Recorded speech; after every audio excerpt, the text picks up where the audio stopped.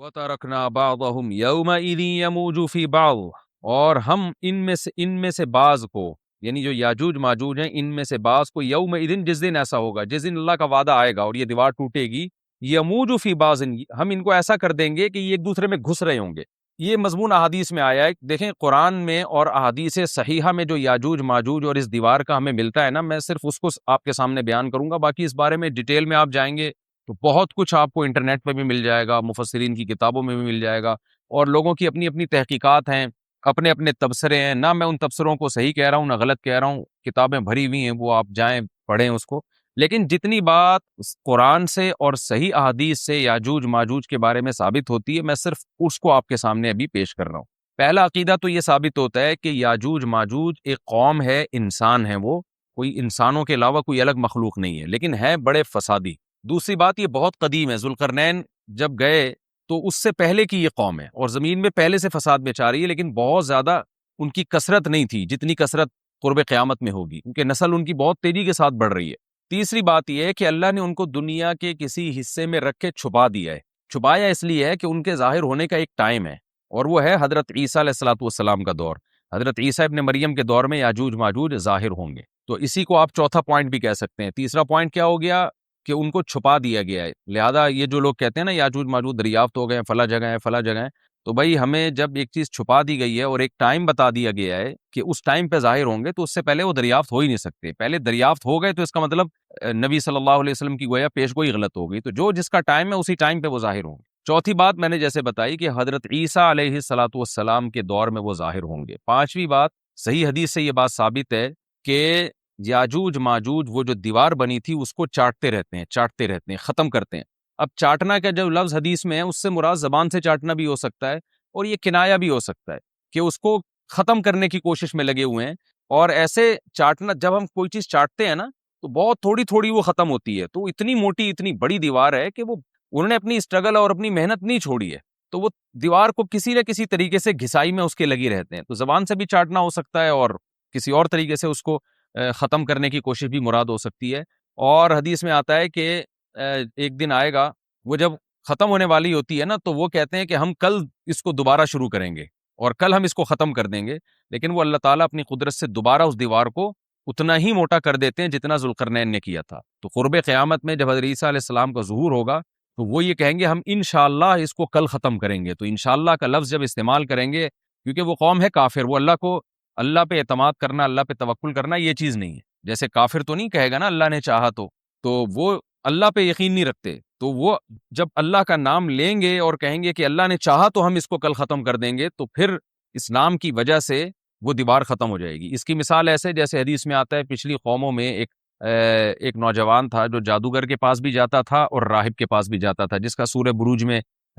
تذکرہ ہے، والسماء ذات البروج میں۔ تو جب وہ نوجوان پکڑا گیا، وہ مسلمان ہو گیا تھا، بادشاہ نے اس کو بھیجا تھا جادوگر کے پاس کہ جادو سیکھے، لیکن وہ راہب کے پاس جاتا، عیسائیت سیکھی اس نے اور نیک مسلمان بن گیا۔ تو بادشاہ نے اس کو قتل کرنے کی حتی الامکان کوشش کی، مگر وہ قتل نہیں ہو پا رہا تھا۔ بادشاہ اس کو پہاڑ پہ بھیجا اپنے سپاہیوں کو لے کے کہ پہاڑ سے لے جا کے اس کو گرا دو، لیکن اللہ نے مدد کی کہ وہ سپاہی گر گئے، یہ بچ گیا۔ بادشاہ نے حکم دیا اس کو سمندر میں لے جا کے غرق کر دو، وہ سارے سپاہی غرق ہو گئے، یہ بچ گیا۔ تو کسی بھی طرح سے اس کی قتل کی کوششیں کامیاب نہیں ہو رہی تھی، تو اس نے بادشاہ سے کہا کہ تو اگر مجھے قتل کرنا چاہتا ہے نا تو چوک پہ کھڑا کر کے تیر مجھے مار اور کہے کہ بسم اللہ وربی ھذا الغلام، اس نوجوان کے رب کے نام سے میں اس کو قتل کرتا ہوں، تو اللہ کا نام لے کے مجھے مارے گا تو میں قتل ہو جاؤں گا۔ نوجوان یہ قربانی اس لیے دے رہا تھا کہ بادشاہ جب پوری پبلک کے سامنے اللہ کا نام لے گا تو لوگوں کو یقین آ جائے گا کہ بھئی اللہ کا نام لینے سے تو کام ہو گیا، اور اللہ کا نام لیے بغیر کام نہیں ہو رہا تھا، تو جو بادشاہ اللہ کو مانتا نہیں تھا آج اس کو بھی اللہ کا نام لینا پڑا ہے۔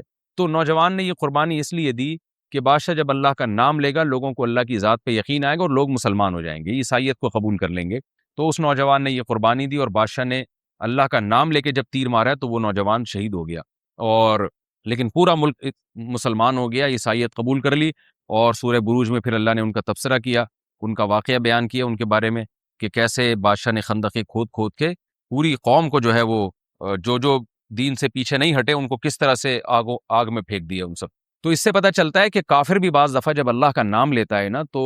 اس کو دنیاوی فائدہ ہو جاتا ہے۔ تو یاجوج ماجوج بھی تنگ آ کر پھر اللہ کا نام لیں گے اور کہیں گے اللہ نے چاہا تو ہم اس دیوار کو کل ختم کر دیں گے، اور بالآخر وہ دیوار ختم ہو جائے گی۔ پھر قرآن کے الفاظ ہیں آگے کہ جب یہ دیوار ختم ہوگی وَتَرَكْنَا بَعْضَهُمْ يَوْمَئِذٍ، اچھا ہاں میں بتا رہا تھا کہ حدیث سے کیا پوائنٹ پتہ چلتے ہیں، تو یہ 5 پوائنٹ ہو گئے۔ چھٹا پوائنٹ یہ کہ حضرت عیسیٰ ہی کے دور میں یہ کسی وبا کے ذریعے ہلاک ہو جائیں گے۔ حضرت عیسیٰ علیہ الصلوۃ والسلام اتنے زیادہ ہوں گے کہ ان سے لڑنا ممکن نہیں ہوگا، جیسے کہ قرآن میں بھی آ رہا ہے وَتَرَكْنَا بَعْضَهُمْ يَوْمَئِذٍ يَمُوجُ فِي بَعْضٍ، ہم ان میں سے بعض کو بعض کے اندر گھسا دیں گے، اتنی کثرت سے ایک دوسرے میں ہی، اب آبادی کی کثرت بہت ہوگی، ان کی گھسے ہوئے ہوں گے ایک دوسرے میں، یہ جیسے چیونٹی اور مکوڑے ہوتے ہیں، تو ان سے لڑنا ممکن نہیں ہوگا۔ تو حضرت عیسیٰ علیہ الصلوۃ والسلام لوگوں کو لے کے کوہ طور پہ چلے جائیں گے، اور باقی مسلمان وہ اپنے اپنے گھروں کے اندر بند ہو جائیں گے، اور پھر اللہ کی طرف سے ایک وبا آئے گی، اور اس وبا میں یہ سارے کے سارے ہلاک ہو جائیں گے، اور پھر جب ہلاک ہو جائیں گے تو اتنی زیادہ ان کی لاشیں زمین پہ ہوں گی، اتنی زیادہ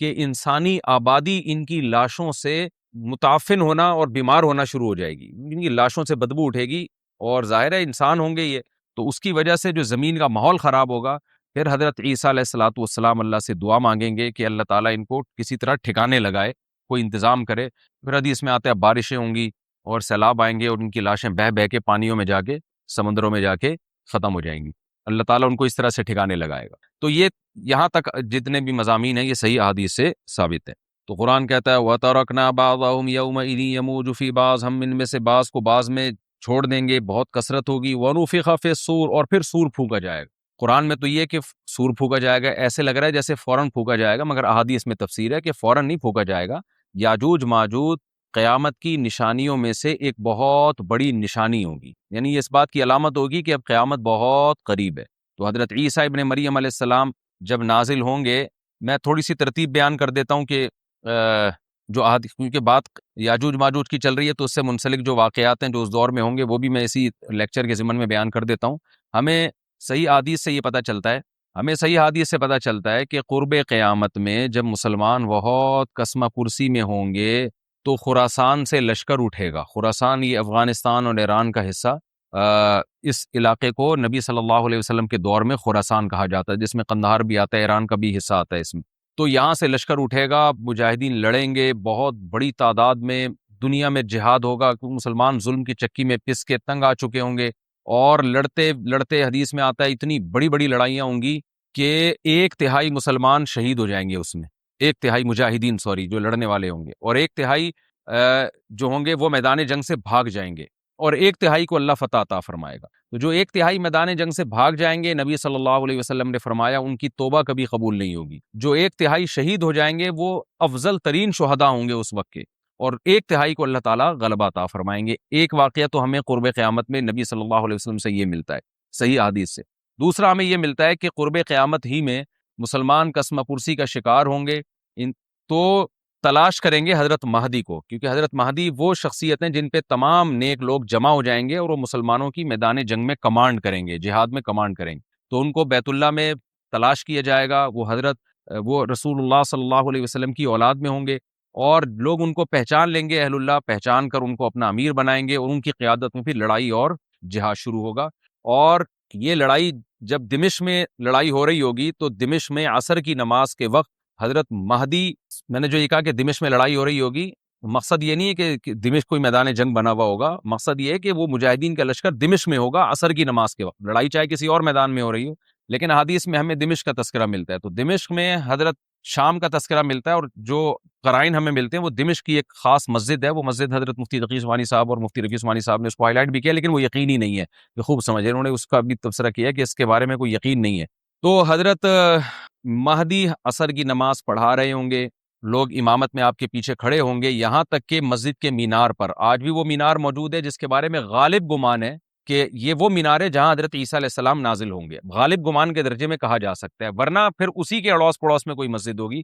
میرا اگر شام جانا ہوا تو انشاءاللہ میں ارادہ ہے کہ میں ولاگ میں اس مسجد کا بھی تذکرہ کروں گا، اس جگہ کا بھی تذکرہ کروں گا، لیکن میں پہلے یہ بات بتا دوں کہ وہ 100% یقینی نہیں ہے، ایسا نہ ہو کہ اس مسجد کے مینار پہ چڑھ کے لوگ جو ہے وہ اس کے کوئی مینار کو ہی چاٹنا شروع کر دیں تبرک کے طور پہ۔ تو عصر کی نماز کا ٹائم ہوگا، حضرت عیسیٰ ابن مریم علیہ الصلوۃ والسلام فرشتوں کے کندھوں پہ ہاتھ رکھ کے نیچے اتریں گے نماز کے ٹائم پہ، یعنی آسمان سے مینار تک آئیں گے، اور پھر مینار سے آپ کے لیے سیڑھیاں لگائی جائیں گی، سیڑھیوں کے ذریعے مینار سے نیچے اتریں گے، اور لوگ ان کو پہچان لیں گے۔ حضرت مہدی ان کو امامت کے لیے آگے کریں گے کہ آپ اللہ کے ایک پیغمبر ہیں، آپ نماز پڑھائیے، حضرت عیسیٰ علیہ السلام انہی کو آگے رکھیں گے۔ اور اس طرح کا مفہوم ہے حدیث میں کہ اللہ نے اس کام کے لیے آپ کو ہی منتخب کیا۔ کیا مطلب یہ امامت اس امت کا حق ہے؟ تو حضرت عیسیٰ ابن مریم علیہ الصلوۃ والسلام کا جو کام ہوگا وہ جہاد ہے اور یہودیوں سے انتقام لینا، کیونکہ یہودیوں نے اپنے خیال میں حضرت عیسیٰ کو قتل کیا تھا، تو اللہ نے یہودیت ہی کے خاتمے کے لیے اور دجال کے خاتمے کے لیے عیسیٰ ابن مریم کو نازل کیا ہے۔ حضرت مہدی سے پہلے ہی دجال ظاہر ہو چکا ہوگا۔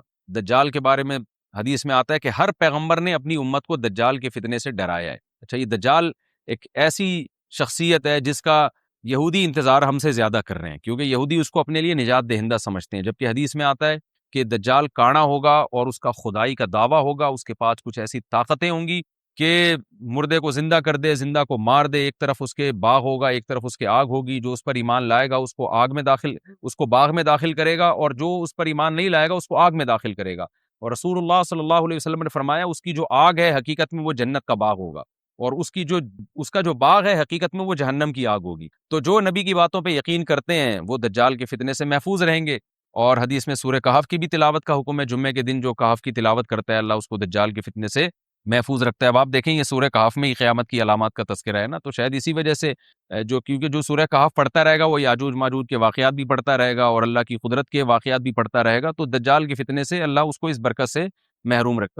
بچا کے رکھیں گے، فتنے سے محفوظ رکھیں گے۔ تو وہ ایسی طاقتیں دکھائے گا، بے وقوف لوگ اس پہ ایمان لے آئیں گے۔ حدیث میں آتا ہے کہ کانا کبھی بھی خدا نہیں ہو سکتا، نہیں اس کی تو ایک آنکھ ہوگی نہیں، لیکن بے وقوف لوگ اس کے یہ کچھ ظاہری کمالات دیکھیں گے، یہ نہیں دیکھیں گے کہ یہ تو شکل بھی اس کی اچھی نہیں ہے، یعنی خدا کم از کم جمال والا ہوتا ہے نا، یہ تو ہے بھی کانا، اور اس کے بڑا بڑا کافر بھی لکھا ہوا ہوگا واضح طور پر، جس سے پتہ چلے گا۔ لیکن احمق اور بیوقوف لوگ جیسے روحانی عامل کو کچھ شعبدے دیکھ کر ان پہ سے متاثر ہو جاتے ہیں نا، روحانی عاملوں کے شعبدے دیکھ کے، تو ایسے ہی دجال کے شعبدے دیکھ کے متاثر ہوں گے۔ تو بہت لوگوں کو، خلقت کو، بہت بڑی امت کو گمراہ کرے گا دجال، اہل اللہ کو اللہ تعالیٰ اس کے فتنے سے محفوظ رکھے گا۔ پھر حضرت عیسیٰ ابن مریم جب نازل ہوں گے تو وہ دجال کو قتل کریں گے۔ حدیث میں آتا ہے کہ نیزے کے ذریعے گھوڑے پہ بیٹھ کے قتل کریں گے۔ علماء نے اس حدیث کا دو مطلب بیان کیے ہیں کہ یا تو اس کا مطلب یہی ہے کہ واقعی گھوڑے پہ بیٹھیں گے، نیزہ استعمال کریں گے، اور زمین جو ہے وہ اتنی پہلے اس سے جنگیں ہو چکی ہوں گی کہ لوگ دوبارہ تلواروں گھوڑوں کی طرف آ جائیں گے۔ اس بات کا امکان ہے، ہر ملک ایٹمی طاقت بن چکا ہے،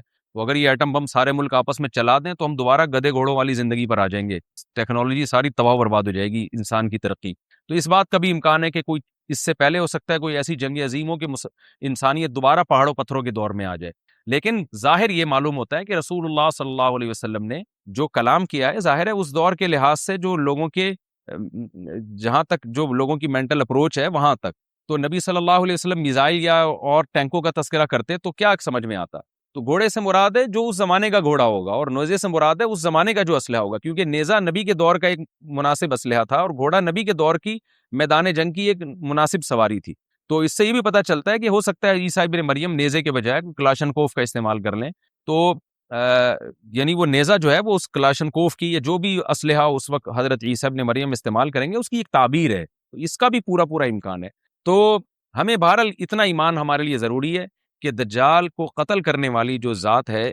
جو شخصیت ہے وہ عیسیٰ ابن مریم علیہ الصلاۃ والسلام، تو حضرت عیسیٰ کے ذریعے اللہ تعالیٰ دجال کو قتل کریں گے، اور حضرت عیسیٰ کی قیادت میں زبردست جہاد ہوگا۔ حدیث میں آتا ہے کہ عیسیٰ ابن مریم اس دنیا کو امن سے بھر دیں گے، اتنا امن ہو جائے گا اور اتنی مالی فراوانی ہوگی، اتنی مالی، کیونکہ دنیا میں مال بہت ہے، ڈسٹریبیوشن صحیح نہیں ہے، جو تقسیم ہے نا مال کی وہ ظالمانہ ہے، جس کی وجہ سے غریب سے غریب تر ہے، امیر سے امیر تر ہے۔ حضرت عیسیٰ ابن مریم ایسا نظام قائم کریں گے کہ جس سے مال کی صحیح تقسیم، اور لوگ اٹھیں گے زکوٰۃ کا مستحق تلاش کریں گے، اور لوگوں کو زکوٰۃ کا مستحق نظر نہیں آئے گا، غریب تلاش کرنا مشکل ہو جائے گا۔ یعنی ایک آدمی، حدیث کے مفہوم ہے کہ زکوٰۃ لے کے گھومتا رہے گا اور اس کو کوئی غریب نہیں ملے گا، اتنی مالی فراوانی ہو جائے گی۔ پھر ترمذی کی روایت میں آتا ہے کہ اللہ کی طرف سے برکتیں ایسی نازل ہوں گی کہ بڑے بڑے انار پیدا ہوں گے، بڑے بڑے انگور پیدا ہوں گے، زمین اپنی برکتیں کھول دے گی، اور حضرت عیسیٰ علیہ السلام خنزیر کو بھی دنیا سے ختم کر دیں گے، خنزیر کی نسل کو ختم کر دیا جائے گا، وَيَضَعُ الْجِزْيَةَ، اور جزیہ کا نظام ختم، اما الاسلام و اما السیف، یا تو تلوار یا اسلام، اس کے علاوہ نہیں۔ تو نبی صلی اللہ علیہ وسلم کو اللہ نے جس مقصد کے لیے دنیا میں بھیجا تھا، اس مقصد کی جو تکمیل ہے وہ عیسیٰ ابن مریم کے ذریعے۔ باقی اس میں حکمتیں کیا ہیں، اس پر میرے الگ سے بیانات موجود ہیں کہ اللہ نے حضرت عیسیٰ ابن مریم کا انتخاب کیوں کیا اس کام کی تکمیل کے لیے، اسی امت میں کوئی کیوں منتخب نہیں کر لیا، یا یہ کہ پیغمبر صلی اللہ علیہ وسلم ہی کے ذریعے پوری دنیا میں اسلام کو غالب کر دیا جاتا، اس میں کیا حکمتیں ہیں، اس پر میرے الگ سے بیانات موجود ہیں. ابھی تو میں کوشش کرتا ہوں کہ تفسیر سے میں جو جو ٹو دا پوائنٹ بات ہے اس سے یہاں اس لیکچر میں نہ ہٹے. تو اسی وقت میں حضرت عیسیٰ ابن مریم اس کو یاجوج ماجوج کو قتل کریں گے اور دنیا انصاف سے بھر جائے گی. اور اللہ تعالیٰ نے جو پیغمبروں کو دنیا میں بھیجا تھا اس کا مقصد کیفیت اور کمیت دونوں لحاظ سے حاصل ہو جائے گا. اس کے بعد پھر آہستہ آہستہ دنیا میں زوال شروع ہوگا، اور پھر جب پوری دنیا کے لوگ زوال کا شکار ہوتے ہوتے کفر کی طرف جائیں گے، گناہوں کی طرف، اور حدیث میں آتا ہے جب تک ایک شخص بھی اللہ کا نام لینے والا ہوگا اس دنیا پر قیامت نہیں آئے گی. یہاں تک کہ آخری شخص جب دنیا سے اٹھے گا جو اللہ کا نام لیا کرتا تھا، اس کے بعد اللہ تعالیٰ سور پھونکیں گے، جبریل کو حکم دیں گے سور پھونکنے کا، اور اس دنیا کو تباہ و برباد کر دیا جائے گا. تو آگے قرآن کہتا ہے وَنُفِخَ فِي الصُّورِ، اور پھر سور میں پھونکا جائے گا، فَجَمَعْنَاهُمْ جَمْعًا، پھر ہم ان تمام انسانوں کو جمع کر دیں گے. وَعَرَضْنَا جَهَنَّمَ يَوْمَئِذٍ لِّلْكَافِرِينَ عَرْضًا، اور قیامت کے دن ہم جہنم کو یومئذ، جس دن ایسا ہوگا یعنی جس دن سور پھونکا جائے گا، یہ دوسرا سور مراد ہے، للکافرین عرضا، کافروں کے سامنے پیش کر دیں گے. الذین کانت اعینہم فی غطاء عن ذکری، یہ وہ لوگ ہیں جن کی آنکھیں میری یاد سے پردے میں پڑی ہوئی تھی، یعنی میری یاد کی چیزیں ان کو نظر ہی نہیں آتی تھی، غفلت میں پڑی ہوئی تھی جن کی آنکھیں. وَكَانُوا لَا يَسْتَطِيعُونَ السَّمْعَ، اور یہ سننے کی صلاحیت بھی نہیں رکھتے تھے، نہ حق بات سنتے تھے نہ حق دیکھتے تھے، بس اپنے خواہشات کی جو چیزیں ہیں وہ ان کو اچھی لگتی تھیں اور وہی ان کو سمجھ میں آتی تھیں. تو یہ ہمارا رکوع الحمدللہ کمپلیٹ ہو گیا. اس رکوع میں ہمیں بہت سارے اسباق ملتے ہیں، میں نمبر وار اس کو مختصراً بیان کر دیتا ہوں. پہلی بات تو یہ کہ دیکھیں اللہ تعالیٰ نے کیسے کیسے بادشاہ دنیا میں بھیجے ہیں اور کتنے پاورفل بادشاہ. حضرت ذوالقرنین کا نام ہی قرن والا، دو کناروں والا، زمین کے بہت بڑے حصے کو حضرت ذوالقرنین نے فتح کیا. اور اللہ کے نیک بندے کیسے اللہ کے راستے میں لڑتے رہے ہیں. تو یہ جو لوگ بیٹھ جاتے ہیں نا بس عبادت کرو اور لڑائی وڑائی اسلام میں ہے ہی نہیں، یہ دنیا میں کوئی بھی عقل مند اس نظریے کا حامی نہیں ہوگا. تو طاقت اور قوت کی اسلام میں بہت زیادہ اہمیت ہے. اس سے ہمیں یہ بھی پتہ چلتا ہے کہ اپنے ملک کی، خاص طور پر اسلامی ملک کی جو فوجی قوتیں ہیں، جو فوجی طاقتیں ہیں، ان کی ہمیں قدر کرنی چاہیے. کیونکہ اگر کوئی بھی ملک عسکری لحاظ سے کمزور ہو جائے، کیونکہ اللہ تعالیٰ تو جو عسکری لحاظ سے طاقتور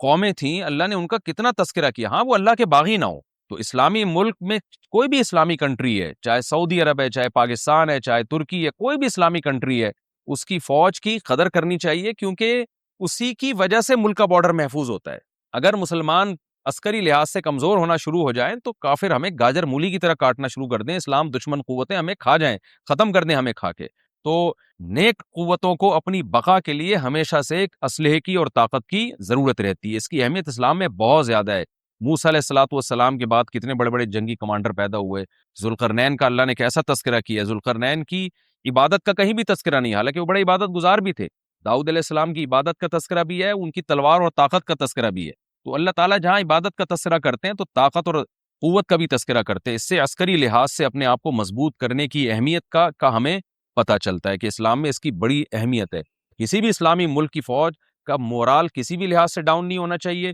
اور عسکری لحاظ سے وہ کسی بھی لحاظ سے کمزور نہیں ہونی چاہیے. اور اس کو چاہیے کہ اعدوا لهم ما استطعتم من قوہ پر عمل کرے، کہ قرآن کہہ رہا ہے روز بروز اپنی طاقت اور قوت میں اضافہ کرنے کی کوشش کرو. اس سے مسلم قوم کو کبھی بھی غافل نہیں ہونا چاہیے، اور کوئی بھی ایسا کام جس سے مسلمان قوتیں اور طاقتیں کمزور ہونا شروع ہو جائیں، اس کام سے ہمیں بچنا چاہیے. دوسری بات ہمیں یہ پتہ چلی کہ اللہ تعالیٰ نے اہل اسلام کے ذمے پوری دنیا کی ذمہ داری لگائی ہے، کسی ایک ملک کی نہیں. جتنے بھی پیغمبر آئے ہیں جب وہ دنیا فتح کرنا شروع کی ہے تو کہیں رکے نہیں ہیں وہ کہ بھئی یہاں تک، اس سے آگے نہیں جانا. ان کی صلاحیت ہی ختم ہو گئی ہو، وسائل ہی ختم ہو گئے ہوں تو الگ بات ہے. تو پوری دنیا ہے جس میں اللہ کے دین کو غالب کرنا ہے. اب اس کا طریقہ کیا ہوگا؟ ظاہر ہے جو جس زمانے میں سوٹیبل طریقہ ہو وہ اختیار کیا جائے گا. تو حضرت ذوالقرنین پہلے انتہائی مشرق کی طرف گئے ہیں جہاں سورج نکلتا ہے، تو وہاں سے جہاں سے آبادی شروع ہو رہی ہے، اور ان کا خیال تھا کہ اب آگے آبادی نہیں ہے تو پھر جا کے اسٹاپ کیا ہے. مغرب میں بھی ایسے ہی، شمال میں بھی ایسے ہی. تو ہمیں جب دیکھتے ہیں کہ جب صحابہ کرام نے دنیا فتح کرنا شروع کی ہے تو ہمیں مسلمان کمانڈروں میں بھی ایسے واقعات ملتے ہیں کہ وہ علاقے فتح کرتے کرتے سمندر کے کنارے پہنچے اور انہوں نے سمندر کو دیکھ کے کہا کہ تیرے آگے بھی آبادی ہوتی نا تو ہم اللہ کا کلمہ وہاں بھی بلند کرتے. یہ دور تھا مسلمانوں کا، اور یہ عیسیٰ ابن مریم دوبارہ پھر وہی کریں گے، پوری دنیا کو فتح کریں گے. تو حضرت ذوالقرنین کے اس واقعے سے پتہ چلتا ہے کہ پوری دنیا کی ذمہ داری اللہ نے ہمیشہ سے اہل اللہ پہ لگائی ہے، اور وہ پوری دنیا میں اللہ کے دین کو غالب کرنے کی کوشش میں ہمیشہ سے لگے رہے ہیں۔ تیسری بات ہمیں پتہ چلتی ہے کہ اسباب اور وسائل کی اہمیت۔ حضرت ذوالقرنین نے جب اتنا پہاڑوں کے بیچ میں اتنا یعنی لوہے کی پلیٹیں لگا کے تانبا پگھلا کے آہنی دیوار بنائی ہے تو خوش ہوئے ہیں، ہذا رحمت من ربی، یہ میرے رب کی رحمت ہے، تبھی تو اللہ کا شکر ادا کیا نا، خوشی پہ شکر ادا کیا جاتا ہے۔ تو اس سے یہ بھی پتہ چلتا ہے کہ سائنس اور ٹیکنالوجی، دیکھیں یہ کام ٹیکنالوجی کے بغیر ممکن نہیں تھا، تبھی تو اس قوم نے کہا نا ذوالقرنین سے کہ ہم پیسے آپ کو دیں گے، لیکن ہمارے پاس وہ وسائل نہیں ہے، وہ ٹیکنالوجی نہیں ہے ہمارے پاس۔ اور بظاہر ایسا لگتا ہے کہ ان کے پاس لوہا بھی تھا، تانبا بھی تھا، کیونکہ حضرت ذوالقرنین اب یہ تو نہیں ہے نا کہ زمین کے مشرق کی طرف دوبارہ لوہا جمع کرنے گئے ہوں، تو وہیں سے جو کچھ ہوگا نکالا ہوگا۔ تو وسائل اس قوم کے پاس تھے، ٹیکنالوجی نہیں تھی کہ اس لوہے کو اور اس تانبے کو پگھلا کے دونوں پہاڑوں کے بیچ میں پلیٹیں کیسے بنانی ہیں اور ان کو کیسے ان کے بیچ میں تانبا کر کے کہانی دیوار بنائی ہے، یہ ٹیکنالوجی ان کے پااس نہیں تھی۔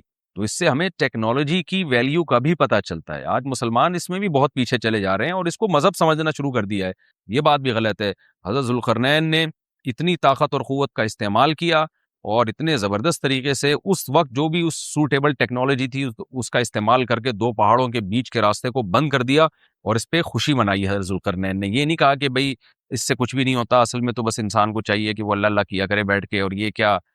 اللہ سے بس مدد مانگو، اللہ ہی یاجوج ماجوج کے بارے میں ان کو کہہ دیتے ہیں ذوالقرنین کہ تم سب رات کو تہجد میں اٹھ کے دعائیں مانگو، اللہ یاجوج ماجوج سے تمہیں بچا لے گا۔ نہ حضرت ذوالقرنین نے کہا دعائیں بھی مانگو، یقیناً حکم دیا ہوگا دعائیں مانگنے کا، لیکن ہم پورے اسباب اور وسائل استعمال کریں گے، لوہے کی پلیٹیں بنائیں گے، تانبے کو پگھلائیں گے، اوپر چڑھائیں گے اور اس طرح سے پوری مضبوط دیوار بنائیں گے۔ آج مسلمان ہاتھ پہ ہاتھ رکھ کے بیٹھ گیا ہے اور وظیفوں میں اور جو ہے بس وہ چند صبح شام کے وظیفے پڑھ کے وہ سمجھتا ہے کہ ساری دنیا کے سارے مسائل کا حل اس سے ہو جائے گا۔ ایسا نہیں ہے، آپ کو بہت زیادہ ترقی کرنی ہے، بہت زیادہ اسباب و وسائل میں آپ کو غیر مسلموں سے آگے نکلنا ہے، جیسے کہ قرون اولا کا مسلمان نکلا تھا، تبھی اللہ نے اس کے لیے دنیا میں فتوحات کے دروازے کھولے تھے۔ تو اللہ ہمارے لیے فتوحات کے دروازے جبھی کھولے گا جب ہم عبادت کے ساتھ ساتھ سائنس اور ٹیکنالوجی کے میدان میں بھی آگے بڑھنے کی کوشش کریں، اور ہمیں قرب قیامت کی علامتیں بھی اس رکوع میں پتہ